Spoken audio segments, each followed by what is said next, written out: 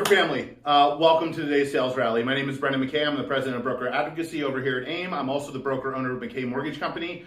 And like every single motivational sales video that you're probably seeing in the new year, we're going to talk about goal setting. I'm going to try to take a more realistic approach, tell you about some of the challenges I've had and all that fun stuff. But like I do think it is an important thing. For the longest time, I didn't set goals at all. And frankly, I still don't set as many goals, and like I'm not as structured about as I should be. But it is important, and more like you might be sitting here and I don't want to set goals and this or that, and like you see all these videos telling you should do this, you should do that, and all these 10 million different things you should do. You don't have to do all those things to effectively set goals. Like, don't let perfection get in the way of improvement. Yes, if you did all those things, that would be better. But if you are sitting here and you're listening to this and you generally don't set goals, or you set minimum goals and don't really follow through on them or do any of these different things we're going to talk about, if you just set one goal, that you are better off than you were, and we're going to kind of talk about that. So don't think you need to do everything to be a better person and a better broker 6 months from now than you are right now, okay? So first, when you set a goal, make it tangible. Put it somewhere that you're going to see it every day. Put it on the office wall. Put it on the background of your computer. Put it above the toilet, on the refrigerator. I don't care. Put it somewhere. The other way you're going to make it tangible is you're going to put it out there in the world. Tell someone about it. Tell lots of people about it. Tell a group of brokers about it. Tell your wife, tell your spouse, tell your parents, tell anyone about it. Say, hey, I'm going to try to do this year, okay? And that just makes it not only tangible, but it brings a level of accountability to it, okay? So those are the two things. You want to set your goal, you want to write it down somewhere, put it somewhere that you're going to see it, and then you want to tell some other people about it. And now it's tangible and there's a level of accountability to it, because if now, right, there's someone out there that there's this risk of failure, okay? And that's what we're going to talk about next is failure. Don't be afraid of failure, okay? You're going to tell all these people that you're going to achieve these goals, and you might be scared to do so because you're like, what if I don't meet my goal? That's going to be embarrassing, and there's no reason to be embarrassed about it.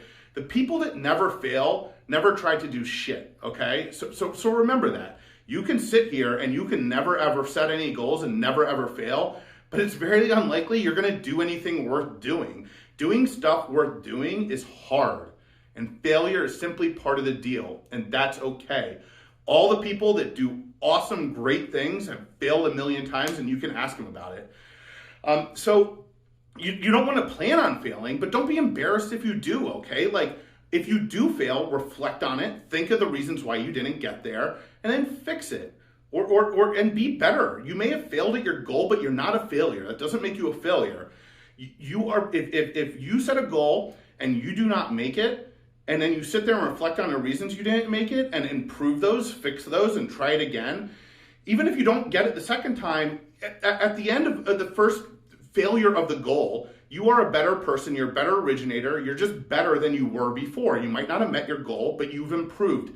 And that is the point of setting goals. Hitting them, great, but like improving, that's the point of doing it, okay? So don't let that, the fact that you missed it just, or fear of missing it, stop you from doing it in the first place. So with that in mind, I'll tell you about some goals that I failed at. At some point in 2020, I set the goal of being the #1 broker in the state of Maryland, the state that I'm in. And for a while, I looked at where I was in 2019 compared to the person that was #1, and I saw the pace that my business was growing in 2020. I did some math, and I thought it was an achievable goal. So I went for it. And at one point early in the year in 2021, I was looking at MMI data. I thought I did it. And I did not. Tammy Saul beat the living hell out of me. And frankly, she's going to whoop my ass even harder when the numbers come out from last year. I already know that to be true. And that's okay. And what did I learn from it? I learned there's always going to be somebody that's working harder than me, always going to be someone that's better than me. And that's okay, because by setting that goal, I use it to motivate myself. And the production I did in 2020, like, completely blew the gates out what I thought it was possible. And I was a better originator at the end of that year than I was at the beginning of it. And setting that goal was a big reason why. So what are my goals this year? All right, so if you've listened to me speak before, you know I'm big on efficiency. How can I get more efficient? How can I do as much business I'm doing right now, but spending less time doing it, or doing more business in the same amount of time? That's important stuff to me. And automation is a big part of it. And to me, it used to be this big, scary word. Oh my God, automation, like computers, like, whatever. I'm 39 years old. I'm decent with computers, but like, I don't know how to code. I don't know how to do any of that stuff. And you don't need to anymore. technology in general, but especially with our industry, is so much better and so much easier than it was even 18 months ago. Automation is not this big scary word. It's very, very easy. My goal specifically is that throughout our process, we have 50 automated emails or 50 automated points of communication going out to different people involved in the process, whether it's a borrower, whether it's the buyer's agent, whether it's the listing agent, whether it's the title company, whether it's anybody involved in the transaction. I just want automated emails going out. Saves time on my staff. It guarantees that these types of communication are happening every single time, and they're happening in the best manner possible. Instead of manually typing out these emails, some versions are better than others, some communicate clearer than others.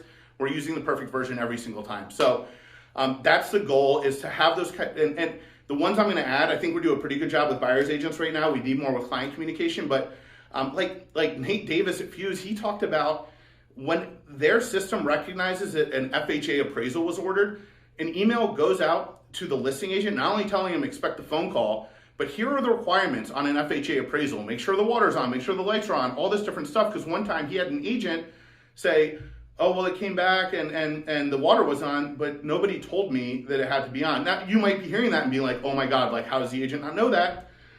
All rookie agents don't know that. And we want to be able to do business cleanly, no matter how experienced a realtor is. A lot of times I'll see people on Brokers Are Better being like, oh, I can't believe this happened, or this person do this or do that. And like, I don't care whose job it is. Like, if I have a way of making the transaction go more smoothly, regardless of the professionalism of the other people involved in it, I'm going to do it, right? Control what I can to an extreme degree. That's what I'm talking about. Like I said, title company emails, listing agent contact, that's important stuff for me. Number two, better marketing my existing realtor database.